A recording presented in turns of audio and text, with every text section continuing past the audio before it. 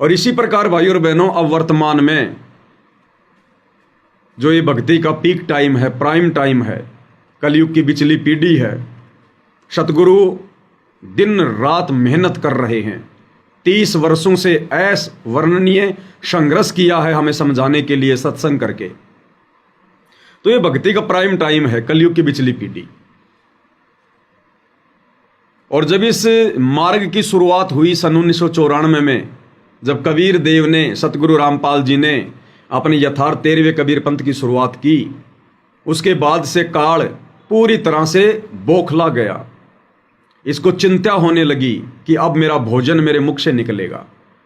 तो भाई यहाँ तो आसानी से एक बिल्ली भी अपने भोजन को नहीं छोड़ती है, एक कुत्ता भी अपने भोजन को नहीं छोड़ता है जब उसके दांत तले हो। तो काल इतनी आसानी से कैसे छोड़ेगा आप और हमें?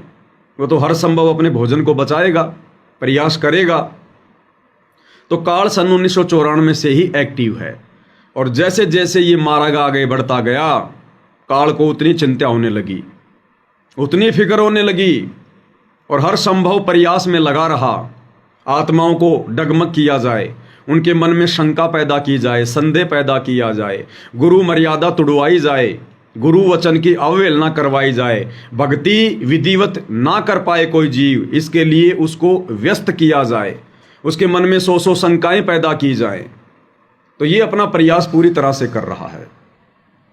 और अब तो भाइयों और बहनों, वो समय आ गया है जिस समय काल पूरी तरह से बौखलाया हुआ है, विशेषकर सन 2014 से। और काल पूरी तरह से एक्टिव हो चुका है, अपने अनेकों रूप बनाकर सतगुरु रामपाल जी परमेश्वर जी की संगत में जो भगत भाई बहन मर्यादा तोड़कर भक्ति करने का, भगत बनने का दिखावा कर रहे हैं, ढोंग कर रहे हैं, सूक्ष्म रूप में उनके हृदय में बैठा है, उनकी बुद्धि पर सवार है, और अन्य भगत भाई बहनों की भी मर्यादा तुड़वा रहा है, उनको भी भ्रमित करवा रहा है। और जब से सात संगतियां शुरू हुई है, तब से तो इसका हाल ही बेहाल हो गया कि यहां तो बिल्कुल प्योर सोल, प्योर आत्मा, शुद्ध आत्मा तैयार हो रही है। ये तो परमेश्वर की भट्ठी है, भट्ठी। तो भाई और बहनों, साध संगतियों को भी इतनी आसानी से आगे नहीं बढ़ने देगा। ये थोड़ी है कि हम साध संगति से जुड़ गए, पवन भगत जी के वीडियो देखने लग गए, गुरु जी की आरती उतारने लग गए, गुरु जी को भोग लगाने लग गए, तो बस हमारा तो हो गया बेड़ा पार। इस वहम में ना रहना भाई और बहनों। अंतिम श्वास तक हमने इसी प्रकार से जागरूक रहना पड़ेगा। परमात्मा कहते हैं, पाकी फसल देखकर गरबैयो मत किसान, अभी तो झोले बहुत हैं भाई, घर आले तब जान। किसान यदि अपने खेत में पकी हुई फसल को देखकर अभिमान करता है, घमंड करता है कि अब की बार तो मेरे जैसी फसल किसी की भी नहीं है, और अब की बार तो बढ़िया मकान बनाऊंगा, बच्चों की शादी करूंगा, फ्रिज लेके आऊंगा, मकान में एसी लगाऊंगा, मोटरसाइकिल लेके आऊंगा, अब की बार तो मेरे खेतों में जबरदस्त फसल लहरा रही है। तो परमेश्वर उस किसान का उदाहरण देकर आप और हमें भक्ति मार्ग पर समझा रहे हैं कि उस किसान को अभिमान नहीं करना चाहिए खेत में खड़ी हुई फसल को देखकर। अभी तो झोले बहुत हैं भाई, घर आले तब जान। अभी तो ना जाने कब आंधी चल जाए, कब भयंकर बारिश हो जाए, कब ओले गिर जाएं, कब क्या भूकंप आ जाए। जब तक वो फसल कट पिट के निकल कर और उनको बोरियों में और उनको उन कट्टों में बांध कर जब तक तू अपने घर पर ना रख ले, तब तक भाई तेरे को सचेत रहने की आवश्यकता है। तो भाइयों और बहनों, इसी प्रकार इस सतभक्ति मार्ग पर ठीक है, परमेश्वर ने हमें सत्य मिशन से जोड़ दिया, सत्य मार्ग से जोड़ दिया, साध संगति से जोड़ दिया। क्योंकि परमात्मा कहते हैं, साध की संगत सतगुरु की सेवा, अजर अमर घर पावे, और कहे कबीर सुनो रे गोरख, हम सबको तत्व भेद लखावें। लेकिन यहां पर तो पहले से भी ज्यादा सावधानियां बरतनी पड़ेंगी इस भक्ति को सफल करने के लिए। तो वर्तमान में भाइयों और बहनों, कुछ एक घटनाएं जो दास के सामने आई है, परमात्मा की प्रेरणा से, मेरी सेवा है, मेरी ड्यूटी है हल्का फुल्का मैं आपको जानकारी दे दूं, आपको मैं परिचित करवा दूं ताकि आप धोखा खाने से बचें। तो दास के पास में फेसबुक पर कुछ पोस्ट आ रही हैं इस प्रकार की जो आप ये स्क्रीन पर देख रहे हैं। अब देखो आजकल मानव धर्मी भी बहुत हो गए, हजारों की संख्या में हो गए। दास तो हम सब थे ही पहले, और अब मानव धर्मी भी बहुत हो गए, और ये लोगो लगाने वालों की भी संख्या बहुत ज्यादा बढ़ गई है। अब पता ही नहीं चल पा रहा कौन मर्यादा में है और कौन मर्यादा में नहीं है, क्योंकि ये काल का लोग है, यहां पर नकलची लोग ज्यादा होते हैं, देखा देखी करने वाले ज्यादा होते हैं। तो दास के पास में इस प्रकार की पोस्ट एक दो भक्तों ने व्हाट्सएप पर भेजी है, और वो कह रहे हैं कि भगत जी, कुछ एक भगत हैं कर्नाटक साइड से, कर्नाटक के बीजापुर बताया कि वहां से कुछ एक भगत हैं जो अपना मनमाना आचरण संगत में फैला रहे हैं, और वो लोग ये कुप्रचार कर रहे हैं कि 8 सितंबर को सतगुरु रामपाल जी हमारे घर पर आएंगे, विमान लेकर आएंगे और हमें सशरीर सतलोक लेकर जाएंगे। और जिन जिन भगत भाई बहनों को सतलोक जाना है, सतलोक नहीं, गलती हो गई मुझ पवनदास की, कान पकड़ के माफी मांगता हूं भाई, अनामी लोक लेकर जाएंगे, डायरेक्ट अनामी लोक, सर्वश्रेष्ठ जगह पर, कि हमें अनामी लोक लेकर जाएंगे सतगुरु रामपाल जी। और जो जो भगत नहीं आएंगे बाद में बहुत पछताएंगे, बहुत रोएंगे, ये मौका फिर बार बार नहीं मिलेगा। तो ये पोस्ट आई मेरे पास में, ये मानव धर्मी राजकुमार दास कौन है, क्योंकि राजकुमार नाम के तो बहुत सारे सत्सेवक भाई बहन होंगे, तो मैं तो किसी को जानता नहीं कि ये कौन से राजकुमार जी हैं। तो इन्होंने ये पोस्ट की है, माया के पुजारी सतलोक जाएगा, यानी जो माया के पुजारी है ना वो तो सतलोक जाएंगे, और रामपाल जी के पुजारी अनामी लोक जाएंगे। और सतगुरु रामपाल जी के भगत कहाँ जाएंगे? अनामी लोक, जहां पर पूर्ण मोक्ष और पूर्ण आनंद है, जहां पर पूर्ण मोक्ष और पूर्ण आनंद है, अनामी लोक में। टट्टू है वहां पर, टट्टू। जैसे गुरुजी यहां कहते हैं ना कि जब संत आता है जब तो कोई पूजता को न्या, और मेरे मरे बाद में यहां पर मेरी मंडी बनाएंगे, यहां पर मेले भरा करेंगे, फेर के मिलेगा, यहां पर टट्टू मिलेगा। तो अनामी लोक में टट्टू है, टट्टू। अकल के अंधो, क्या खाक सत्संग सुने तुम लोगों ने गुरुदेव भगवान के? क्यों अपने नाम के आगे भगत लगा रहे हो, मानव धर्मी लगा रहे हो, सत्सेवक लगा रहे हो? जिन जिन लोगों के इस प्रकार के विचार हैं वो दुनिया के सबसे बड़े गधे हैं, सबसे बड़े गधे। वो तो सतलोक आश्रम वालों से भी गिरे हुए हैं, गिरे हुए, मंदबुद्धि। अनामी लोक जाओगे, क्या है अनामी लोक में? क्या सत्संग सुने तुमने? अनामी लोक में सृष्टि है क्या? अरे परमात्मा क्या कहते हैं, लोक अनामी जावेगी वहां कोन्या मिले चौबारे। चौबारे यानी मकान, महल। अनामी लोक में सृष्टि नहीं है। लोक अनामी जावेगी वहां कोन्या मिले चौबारे, आत्मा और परमात्मा वहां कोन्या रहते न्यारे। यानी उस अनामी लोक में जाने के बाद में परमात्मा आत्मा का अस्तित्व सदा सदा के लिए समाप्त कर देता है। फिर आनंद क्या खाक भोगोगे तुम? जिस शब्द से परमेश्वर ने हमें प्रथम बार सतलोक में उत्पन्न किया था, उसी शब्द में परमात्मा अनामी लोक में ले जाकर आत्मा को वापस अपने शरीर में समा लेता है। फिर क्या खाक आनंद मनाओगे तुम वहां पर? टट्टू आनंद लोगे तुम वहां पर? अनामी लोक में केवल परमेश्वर अकेले रहते हैं, केवल परमेश्वर अकेले। और उनका जो रूप है वो निराकार और साकार से भी भिन्न है। ना उनको आकार में कह सकते, ना उनको साकार में कह सकते। निराकार और साकार से भिन्न जो अवस्था है उसमें रहते हैं परमात्मा। कबीर देव, सतगुरु रामपाल जी सिर्फ अकेले, वहां सृष्टि नहीं है। सुना तुमने कभी किसी सत्संग में सृष्टि रचना में कि अनामी लोक में सृष्टि है? अरे वाणी क्या कह रही है, लोक अनामी जावे गावा कोन्या मिले चौबारे। चौबारे यानी महल, वहां सृष्टि नहीं है। सृष्टि केवल नीचे के 3 लोकों में है। और साथ संगति के माध्यम से जब वीडियो बन रहे थे पुस्तकों के ऊपर, तो भक्ति और भगवान पुस्तक में परमात्मा ने हमें क्या बताया कि जिस आत्मा को परमात्मा ने एक बार उत्पन्न कर दिया और जिन लोगों को परमात्मा ने एक बार उत्पन्न कर दिया, अनामी लोक से नीचे के 3 लोक जिनको परमेश्वर ने उत्पन्न किया है, उनको परमात्मा कभी भी नष्ट नहीं करेगा। यानी आत्मा को परमात्मा कभी अनामी लोक लेकर ही नहीं जाएगा। ये परमेश्वर का वचन है। आत्मा को परमात्मा ने अजरो अमर कहा है, अविनाशी कहा है। तो एक तरफ तो परमात्मा ने आत्मा को अविनाशी कह दिया, फिर अविनाशी आत्मा को परमात्मा नष्ट कैसे करेगा भाई? फिर तो भगवान का वचन ही झूठा हो गया।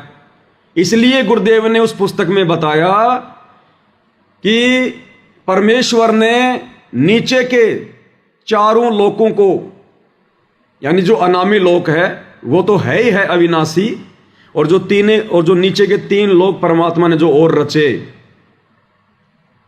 अगम लोक, अलख लोक और शतलोक, इनको भी परमात्मा ने अजरो अमर बनाया है, अविनाशी की संज्ञा दी है, और आत्मा भी अविनाशी।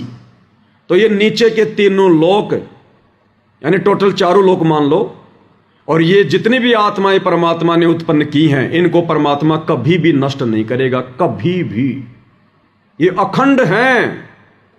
अब यहां से जाने के बाद फिर हम कभी भी, और परमेश्वर की सृष्टि तो कभी नष्ट होती नहीं, अविनाशी उसी को कहते हैं।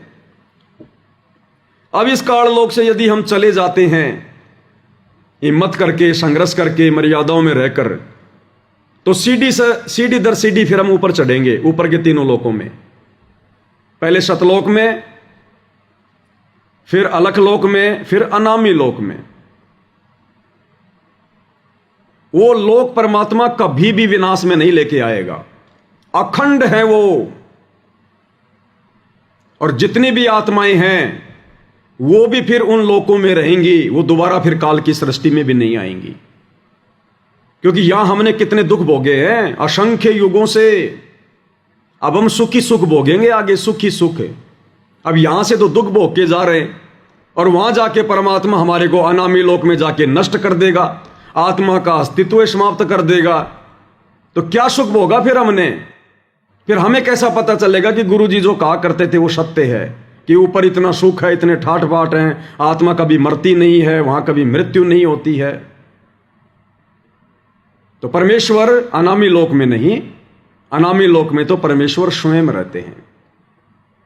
अरे जैसे देश का राष्ट्रपति है, और राष्ट्रपति का दिल्ली में राष्ट्रपति भवन है, उस राष्ट्रपति भवन में राष्ट्रपति कभी कोई कॉलोनी बसाता है क्या आम व्यक्तियों के लिए? आम जनता के लिए कभी कोई स्कीम काटता है क्या? कोई मकान बनाता है क्या? उस राष्ट्रपति भवन में केवल राष्ट्रपति रहता है। आम लोगों के लिए वहां पर परमानेंट निवास नहीं होता। उसके लिए तो फिर उसने बहुत सारी कॉलोनियां बसा रखी हैं, नगर बसा रखे हैं, स्कीम काट रखी हैं। वहां रहो आराम से, जनता जनता ही होती है, राजा राजा ही होता है। तो अनामी लोक में कोई सृष्टि नहीं है। और ये जो भाई जो भी है, ये जिस प्रकार की ये भ्रमणा संगत में फैला रहा है, ये परमात्मा का घोर अपराधी आदमी है। देखो भाइयों और बहनों, मैं इसीलिए भगत भाई बहनों की ज्यादा लाइव आकर बढ़ाई नहीं करता, प्रशंसा नहीं करता। अन्यथा मेरे पास तो बहुत फोन आते हैं, बहुत मैसेज आते हैं, भगत जी मेरे साथ ये चमत्कार हो गया, ये हो गया।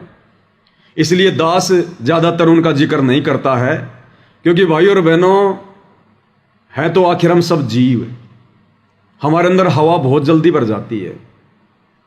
तो जहां तक मेरा आइडिया है, ये बीजापुर के, कर्नाटक के रमेश भगत जी वही हैं जिनके घर पर एक बार साथ संगति हुई थी। वो सिक्योरिटी गार्ड की शायद नौकरी करते थे, और उनकी जगह जब वो साथ संगति में थे तो उनकी जगह उनका रूप बनाकर सतगुरु रामपाल जी भगवान वहां पर उसकी ड्यूटी पे गए। दास ने लाइव आकर भगत भाई बहनों को बताया भी था। तो हो सकता है इस भाई के अंदर मान बड़ाई समा गई हो, और काल प्रेरणा से फिर काल ने अपना खेल खेलना शुरू कर दिया हो, या तो सावधानी हटी, दुर्घटना घटी भाई और बहनों। जीव जीव ही रहेगा, अगर पीव बनने का प्रयास करेगा तो सत्यानाश होगा, सत्यानाश। तो ये व्यक्ति यदि ऐसी गलती कर रहा है और यदि ये वही कर्नाटक के बीजापुर वाला रमेश है जो इस प्रकार की बकवाद संगत में फैला रहा है, तो ये व्यक्ति भाई और बहनों परमात्मा का घोर अपराधी है, दोषी है परमात्मा का। इसने सात संगति से जुड़ने के बाद भी अपना ये मनुष्य जीवन बर्बाद कर दिया। खुद तो नरक में जाएगा जाएगा, अपने परिवार को भी लेकर जाएगा। और कुछ एक मंदबुद्धि भगत मेरे पास में मैसेज भेज रहे हैं कि भगत जी ये क्या सत्य है, भगत जी आप आओगे या नहीं आओगे, भगत जी हमें जाना चाहिए नहीं जाना चाहिए। भाई वो भी गए काम से, वो भी काम से गए। अगर उस रमेश को मान लो अगर गुरुजी ने कुछ दिखाया है, देखो भाई और बहनों परमात्मा समर्थ है, परमात्मा ये नहीं कर सकता वो नहीं कर सकता। अगर कोई इस प्रकार की बातें बोलता है तो गुरुदेव ने उसको मूर्ख बताया। लेकिन परमात्मा की भी कुछ मर्यादाएं हैं, कुछ नियम हैं, कुछ उसके उसूल हैं। उनसे हटकर यदि हम डींग मारेंगे तो वो भक्ति मार्ग में नहीं चलता। फिर परमात्मा तो समर्थ है, कुछ भी कर सकता है, वो तो कहीं से भी किसी को लेकर जा सकता है, नो डाउट। तो जिन जिन भगत भाई बहनों ने शंका व्यक्त की है ना, भगत जी क्या करें, हम जाएं या ना जाएं, हमें जाना चाहिए नहीं जाना चाहिए, तो वो भी भाई और बहनों मजदार में। जो व्यक्ति सात संगति से जुड़ने के बाद भी इन छोटी मोटी घटनाओं का निर्णय स्वयं नहीं कर रहा है, वो भी मंदबुद्धि है, उसकी भी मर्यादा खंडित है। अरे अगर आदेश उस रमेश दास को गुरुदेव ने दिया भी होगा तो तुम क्या वहां पे टट्टू लाने जा रहे हो? जब तुम्हें ले जाना होगा तो परमात्मा तुम्हें भी सूचना भेज देगा। अगर उस रमेश दास को उसके अनुसार गुरुजी ने आकर कहा है कि बेटा 8 सितंबर को तैयार रहना, मैं विमान लेके आऊंगा और तेरे को डायरेक्ट अनामी लोक में लेकर जाऊंगा, तो बाकी क्यों अपने ऐसे तैसी करवा रहे हो? वहां जाकर तुम्हें क्या मिलेगा? तुम्हारे लिए हुआ क्या आदेश है? तुम्हें आदेश दिया गया है क्या? तुम क्यों भेड़ चाल में भग रहे हो? तुम क्यों देखा देखी में भग रहे हो? तो जिस व्यक्ति ने इस ज्ञान विरुद्ध इस पोस्ट को पढ़कर अगर मन में भी धारणा बना ली कि मैं जाऊंगा, जिसके मन में इतना भी दोष आ गया, विचार आ गया, वो व्यक्ति भी इस जन्म में मोक्ष प्राप्त नहीं कर सकता। ये परीक्षा चल रही है हमारी कदम कदम पे। अभी देखा नहीं तुमने इस हार में किस प्रकार से परमात्मा ठोक ठोक के परीक्षा ले रहा है? तो ये परीक्षा ही है ये वाली भी, जो ये पोस्ट आई है संगत में। ये पाखंड, ये आडंबर, ये ढोंग, ये षड्यंत्र, ये काल अब कदम कदम पे रचेगा। दास बहुत पहले कह चुका है भाई और बहनों, अब हम सात संगति में उस दौर से गुजर रहे हैं, यहां पर जरा भी त्रुटि परमात्मा को पसंद नहीं होगी, जरा भी त्रुटि। और जरूर इस व्यक्ति ने कोई ना कोई गलती करी है, मर्यादा तोड़ी है, और ये काल ने अपना खेल खेला इसके साथ में, काल ने, क्योंकि काल ने भी तो अनामी लोक बना रखा है। अरे काल ने भी तो यहां पर नकली अनामी लोक, नकली अगम लोक, नकली सतलोक बना रखे हैं ना। तो ये काल खेल खेल रहा है उसके साथ में काल, क्योंकि परमात्मा काल को इजाजत दे देगा तो फिर वो अपने बाप का रूप बना लेगा, वैसे नहीं बना सकता। जब उसने अपने भाई जोगजीत का रूप बनाने के लिए भी उसकी आज्ञा मांगी, तो परमात्मा का कैसे बना लेगा? गुरुदेव भगवान का। हाँ, परमात्मा आदेश दे सकते हैं हम भक्तों की परीक्षा के लिए कि देख ले भाई मेरा रूप बना के, या फिर काल हो सकता है अपने रूप में आया हो, किसी और रूप में आया हो, और सतगुरु रामपाल जी भगवान ने उसका रूप चेंज कर दिया हो, अपना रूप बना दिया हो। उस काल को भी दिखाई नहीं दे रहा कि मेरा क्या रूप दिखाई दे रहा है, और भगत को भी वो गुरु जी का रूप दिखाई देगा, क्योंकि समर्थ तो सतगुरु है ना। सतगुरु जो चाहे सो कर ही। भाई ये कदम कदम पे परीक्षा होंगी हमारी। गुरुदेव भगवान कहते हैं सतलोक जाना कोई बच्चों का खेल नहीं है, कोई वो खाला का घर नहीं है, बरवाड़े का बस अड्डा नहीं है जो तुम पकड़ के रिक्शा पहुंच जाओगे। जोटा लगेगा, जोटा जोर लगेगा। अनामी लोक में जाएंगे, इस काल लोक में तो कुकर्मों में तुम सड़े पड़े हो अभी तक, और अनामी लोक जाओगे तुम। पहले सतलोक तो जालो एक बार, अनामी लोग जाएंगे ये सीधे। इतने अच्छे कर्म हो गए तुम्हारे, अनामी लोग जाओगे और क्या करोगे? वहां जाके मिट्टी में मिट्टी मिलना है? क्या करोगे जब भगवान ने मना कर दिया कि अनामी लोक में मैं किसी को लेकर ही नहीं जाता, लेकर ही नहीं जाता किसी को। और कई बार जो परमात्मा ने ये अनामी लोक का जो ये जिक्र किया है, तो गुरुदेव ने बाद में बताया कि अनामी लोक भी सतलोक को कहते हैं। यानी जिसके विषय में कोई कह नहीं सकता, कोई जान नहीं सकता, आज तक किसी ने बताया नहीं, उसको कहते हैं अकय लोक। अब आम भगत तो सोच लेते हैं कि ये जो अकय लोक है ये तो अनामी लोक के लिए है। आज से पहले हमें सतलोक की जानकारी, अगम लोक की जानकारी, अलख लोक की जानकारी दी किसी ने? तो इस काल लोक की सृष्टि में ऊपर के चारों लोक ये अनामी लोक हैं, ये अकय लोक हैं जिनके विषय में कभी कोई कुछ कह नहीं सकता। वहां की सुख सुविधाओं के विषय में कोई वर्णन नहीं कर सकता, इसलिए चारों लोकों को अनामी लोक कहा जाता है, चारों लोकों को अकय लोक कहा जाता है। उनके बारे में पहले कभी किसी ने कुछ कहा ही नहीं, कोई जानता ही नहीं था तो कहेगा क्या, इसलिए उनको अकय लोक कहा जाता है। अब सत्संग तो तुम ध्यान से सुनते नहीं, तो काल तो सिर पर बैठेगा भाई, बकवास तो करवाएगा ना। और जिन जिन भगत भाई बहनों के मन में भी अगर आ चुकी है,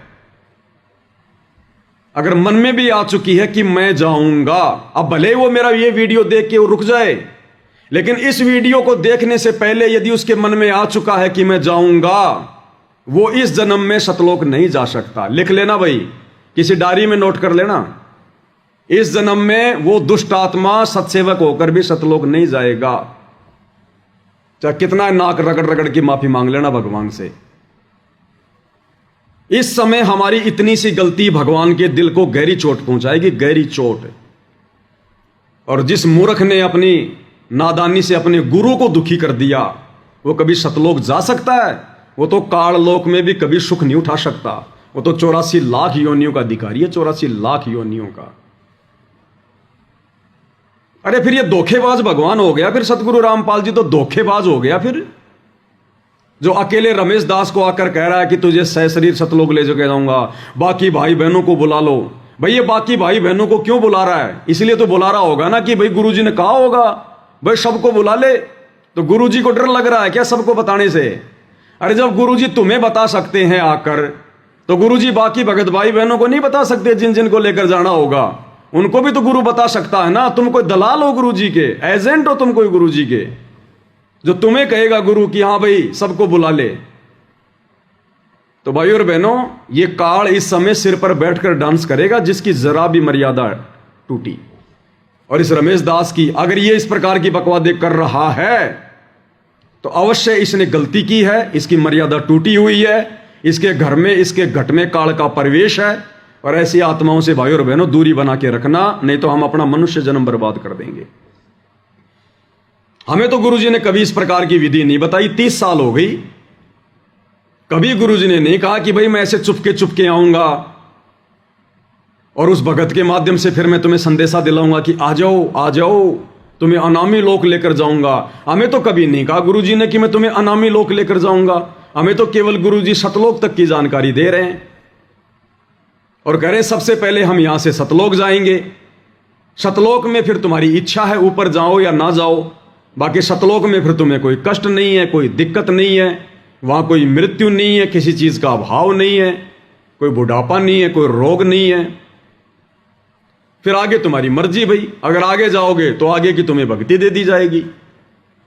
हमें तो कभी नहीं कहा गुरुजी ने किसी भी सत्संग में कि भाई तुम्हें डायरेक्ट अनामी लोक लेकर जाऊंगा। और ये इस प्रकार की घटिया पोस्ट डाल के कि माया के पुजारी सतलोक जाएगा। अरे माया के पुजारी कभी सतलोक जाएंगे क्या मूर्ख आदमी? अरे माया का पुजारी कभी सतलोक जा सकता है क्या? ये टोटल भाई और बहनों काल बैठा उसके सिर पे, काल। तो उसने तो अपना जीवन बर्बाद किया ही किया। और जिन जिन आत्माओं के मन में ये आ चुका है मेरा ये वीडियो देखने से पहले कि हम भी जाएंगे, वो आत्माएं भी अपना ये जन्म बर्बाद कर चुकी हैं, ये फाइनल मान लेना। तो ये कुछ बकवादे हैं भाइयों और बहनों जो आपके सामने पेश करनी जरूरी थी।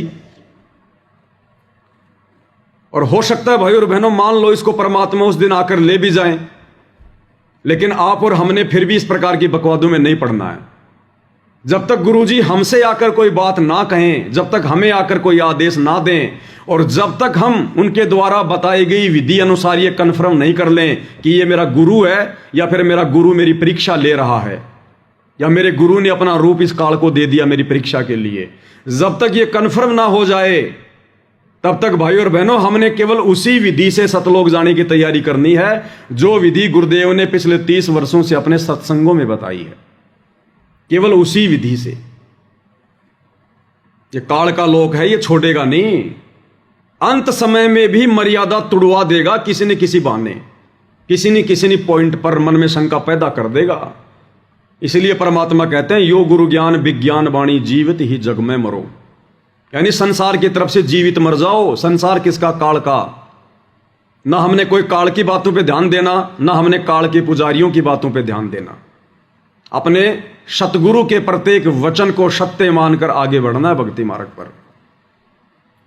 और जैसे जैसे हम अब आगे की ओर बढ़ेंगे 2028 युग परिवर्तन, तैसे तैसे ये काल भाई और बहनों ना जाने क्या क्या परपंच रचेगा, क्या क्या षड्यंत्र रचेगा। अभी तो देखते जाओ आप, अभी तो ढंग से शुरुआत है। अभी आगे आगे देखते जाओ क्या क्या होता है। कितने लोग साथ संगति में डटे रहेंगे। जब परीक्षाएं होंगी ना तब देखना। परमात्मा कहते हैं भक्ति भाव भादो नदी सबे चले गहराए और सरिता सोई जानिए जो जेठ मास ठहराए। अभी भक्ति का जेठ मास आया नहीं है। जब वो जेठ मास आएगा, प्यास सताएगी, गले सूखेंगे, तब पता चलेगा हम कहां कहां भगेंगे, क्या क्या होगा हमारे साथ में। अभी तो परमात्मा हमारी बहुत मदद कर रहा है, बहुत सहयोग दे रहा है। अभी तो हमें ज्ञान और भक्ति से दृढ़ कर रहा है। और जब वो परीक्षा लेगा ना ठोक ठोक के बजा बजा के, तब पता चलेगा उसके असली हीरे मोतीलाल कौन है। तो ये ज्ञान आधार बिल्कुल भी नहीं है। जो ये घटिया पोस्ट सोशल मीडिया पर कुछ एक नादान भगत वायरल कर रहे हैं, वो अपना जीवन बर्बाद कर चुके हैं। और भाई आगे किसने क्या करना है ये अपना डिसीजन खुद ले लेना।